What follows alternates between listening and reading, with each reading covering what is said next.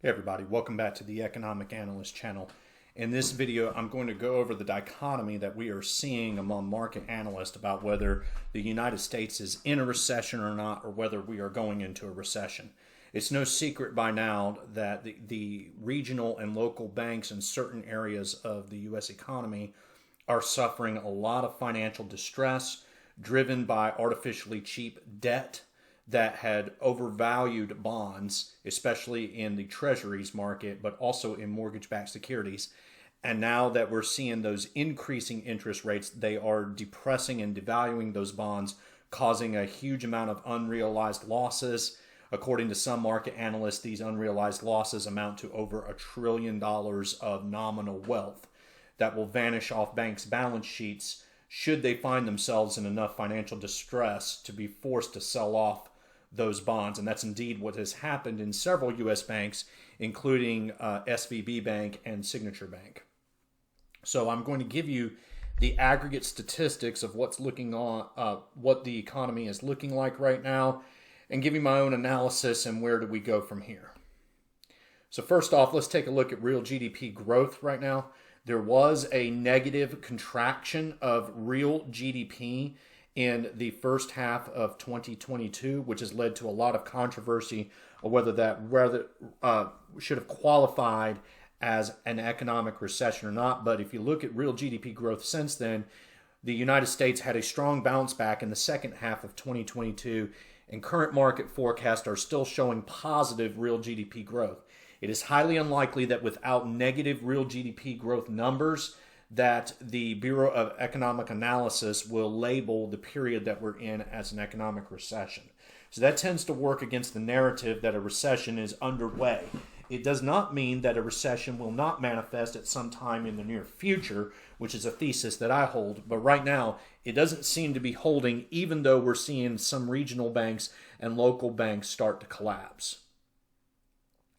When we take a look at annualized real GDP growth, the picture becomes a little bit clearer as we're seeing more and more weakening of U.S. economic growth on a year-over-year basis. So even though we saw quarterly growth numbers bounce back in the late quarters of 2022, we're still seeing a deterioration of economic growth, and we have not seen this deterioration since the beginning of 2020, when we first started to go into a recession due to the COVID pandemic and government shutdowns around the world. Looking at the Personal Consumption Expenditures Price Index, which is used as a deflator for nominal GDP to get those real GDP numbers, aka the common way we measure real economic growth in the United States. On a quarterly basis, we are seeing personal consumption expenditures prices start to moderate after suffering drops in the second half of 2022. And a lot of that had to do with the relieving of cost of energy prices, partially driven politically by the Biden administration releasing hundreds of millions of barrels of oil that have been stocked away in oil reserves. As a consequence, the price index for personal consumption expenditures has moderated down to around 6%. And the way that prices are moderating now, we could see even further downward pressure in 2022, unless if we start seeing markups in energy prices from higher demand and supply shocks around the world. So looking at annualized real GDP growth and price indices, we can see that what's holding up real GDP right now is the fact that we're seeing annualized price inflation come down a little bit from their peaks in 2022. In other words, had the Biden administration not released the strategic oil reserve and drained a half of that oil reserve, more than likely the cost would have remained elevated and probably would have driven the economy into technical recession. The other factor of this has to do with Federal Reserve monetary policy. So Federal Reserve monetary policy has caused money supply growth rates to plummet after skyrocketing to nosebleed territory on an annualized basis basis in the early parts of COVID. So the Fed made a mistake of printing too much money, which caused rapid price inflation a year to 2 years later, as you can see from this PCE price index. Now they are deflating that money supply, or deflating the growth at least. Actually, the money supply has contracted a little bit, and this is putting the other form of downward pressure on personal consumption expenditures, and that will likely continue. On another basis, though, the real GDP growth for non-residential investments, so the business sector of GDP, has not reached levels that it has before COVID, indicating weakening economic growth, which substantiates the falling real GDP numbers that we are seeing.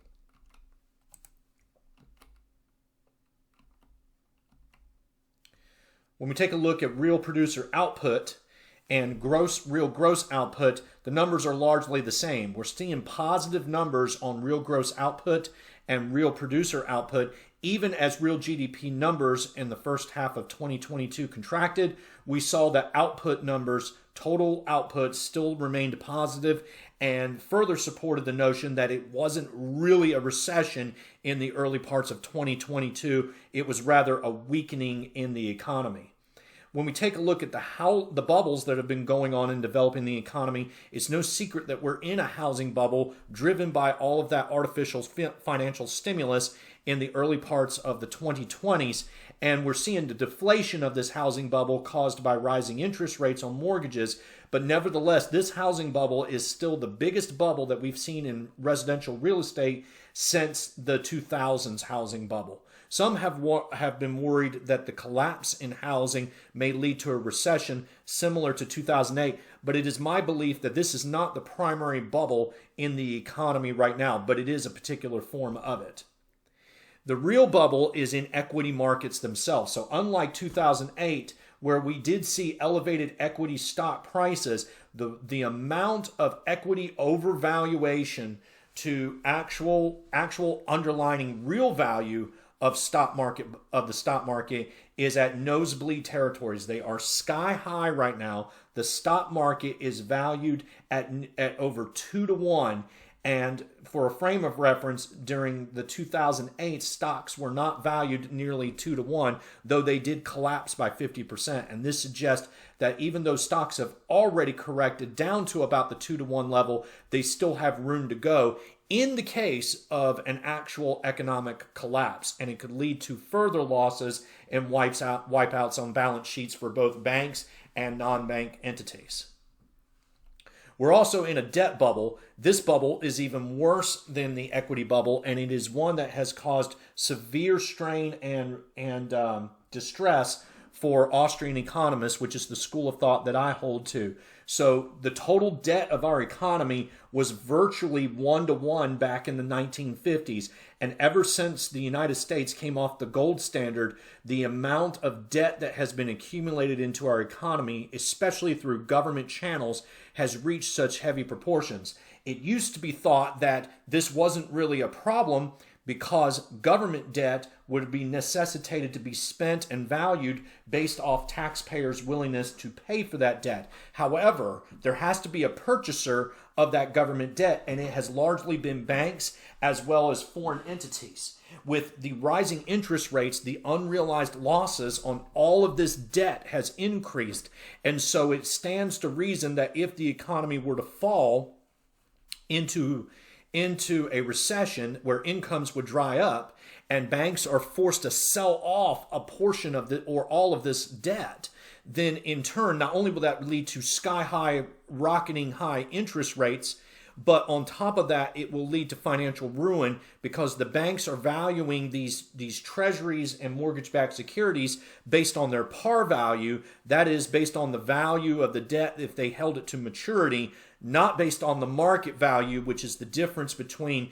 the interest rate that they bought that bond at and the current interest rate now. Higher interest rates depresses those values. So that's becoming a major concern now. Now, for me, I typically look at the credit quality of debt based off the cost. So I've created a financial model that kind of has been pretty predictive of economic recessions based off the cost of debt and the quantity of debt versus income.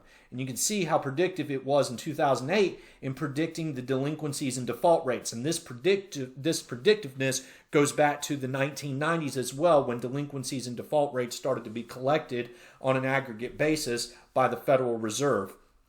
And so we're seeing an increase in delinquencies and defaults right now, but the levels have not reached of any kind of major concern in our economy yet. Now, granted, I don't have fourth quarter numbers out yet because there's a delay in the reporting for these numbers, and I'd like to see what's happening in the delinquency default rates. But right now, it doesn't seem to be any kind of huge concern that we're seeing a depression going on in credit quality.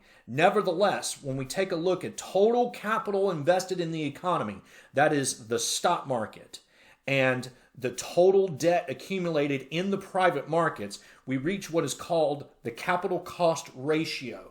This is taking the same measurement of the financial model that I use for private loan debt and applying it to equities and all debt. Why? Because equities are tied to the cost of debt. The more expensive debt becomes, the more attractive it becomes to save, which will depress equity values. So going back all the way to 1980, this model has been predictive of economic recessions, showing that when interest rates go too high to justify capital investment inside the aggregate markets, there becomes a pullback of that investment, which starts to cause losses and starts to cause a correction in the economy. And we've seen this in the 1980s, 1990, 2000s, 2008, and right now the capital cost ratio has exceeded this estimated cost limit for capital, suggesting an economic recession. Yet the levels have not reached what they were back in 2008 and the 2000s.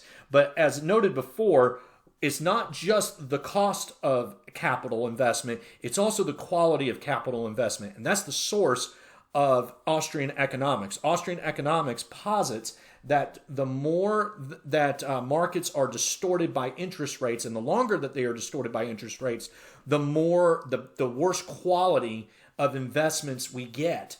And so it's very possible that the cost of the investments is not indicative of just how bad the economic situation is. It could likely be something that is similar to 2008 or even worse, especially if banks have to sell off government bonds and mortgage-backed securities at losses. Then the unrealized losses will start to escalate quite quickly, and this capital cost ratio will further be exacerbated and increased. So what I am going to do now in the near future is start to concentrate on where these malinvestments have started to pop up in the economy. And it's no secret right now, they're popping up in the tech industry. So I'm going to be pulling the tech industry and pulling how much capital has been invested in the tech industry versus the income generated. And I want to compare that to what happened in the residential sectors of the economy in the 2000s and see if there's some type of correlation. If the numbers are bad or worse than 2008, this could be a harbinger that the coming recession that I think is going to hit on the economy in 2024 will be very, very severe. So stay tuned for that. And also stay tuned for my future videos. I will be making more of these. I know I've been gone for about a month, but I've got a couple of ideas on some new videos that I'll be commenting on. So guys, thank you for watching this. I hope that you got something out of this. Drop me a comment, leave any questions. Let me know what you think about all this. And as always, click that like button, subscribe to my channel, and share this on social media. Thank you for watching, and I'll talk to you next time.